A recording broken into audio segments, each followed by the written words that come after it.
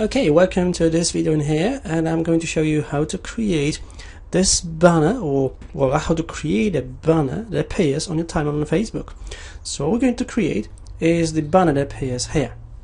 When you log into your page on Facebook, you get the ability to create a cover, as it's called, cover image. However, when you change the image, if I just click on change cover here, it allows me to upload a photo, so I can click on add, but doesn't really tell me how big the image is supposed to be. What are the dimensions, the width and the height? It doesn't tell me whether there's any limit to the maximum file size as well. So what I've worked out is, here in Photoshop, we're going to start by creating a new document, so file new. Okay. We're going to set the width to 851 pixels and the height to 315 pixels. This is the dimension, or these are the dimensions of an image on a cover image on Facebook page.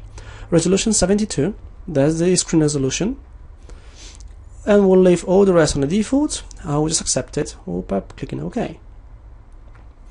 Now you can start working on it. So you can start adding content, dropping the text, background.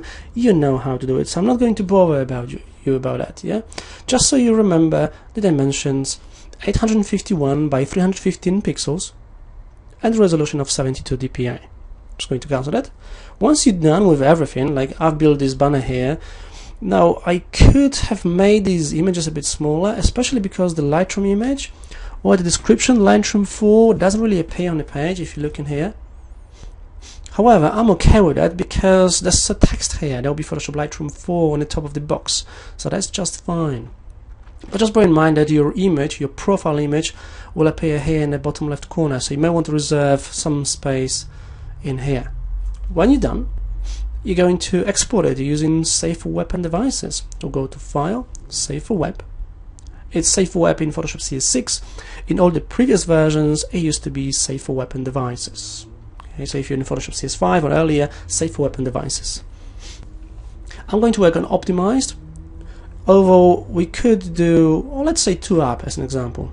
Okay, so I'm on 2 up. I'm going to make this window a bit bigger. Okay, so go to Previews.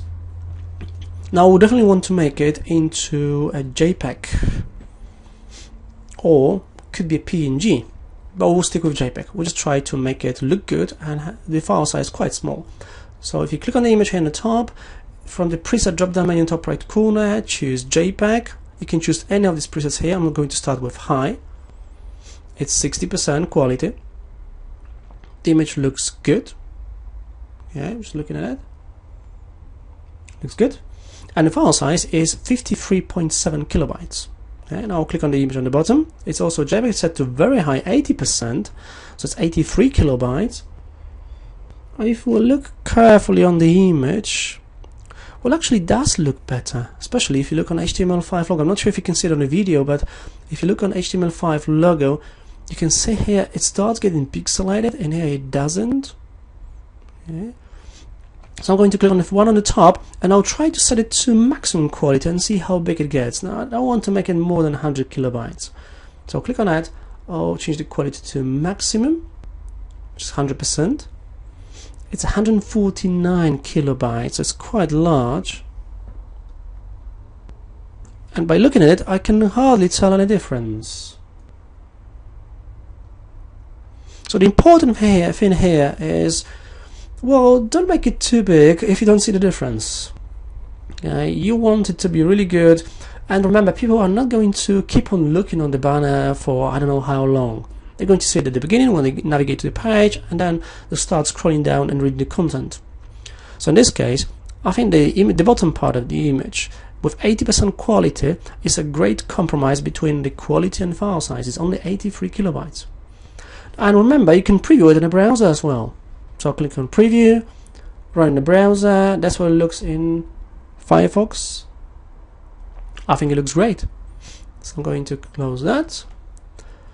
Or click on this image to select it, or click Save. I'm going to save it. I'll put it on desktop, training banner Facebook, that's fine. Format images only. Settings, default settings, and I'll just save it. I'm going to show you the image. So I'll just go to I'll navigate to my desktop. There's the image here. It's 84 kilobytes. It's 851 by 315 pixels. I'll just preview it. Photo viewer, that's what it looks like. And now what you can do is go to your Facebook page, log into your admin panel for your page, move the cursor over the cover image, click on change cover, upload photo, then select the image you want to use and just open. Once you upload it, you'll be able to reposition the image as well. In this case, no, the image is not going to move because we got the image right. It's exactly the dimensions. We need 851 by 315. So I'm going to cancel that, and that's how you create the perfect image for your cover image for your Facebook page. I hope you enjoyed it. Thank you for watching. I'm Marek Mularczyk from SAItraining.co.uk.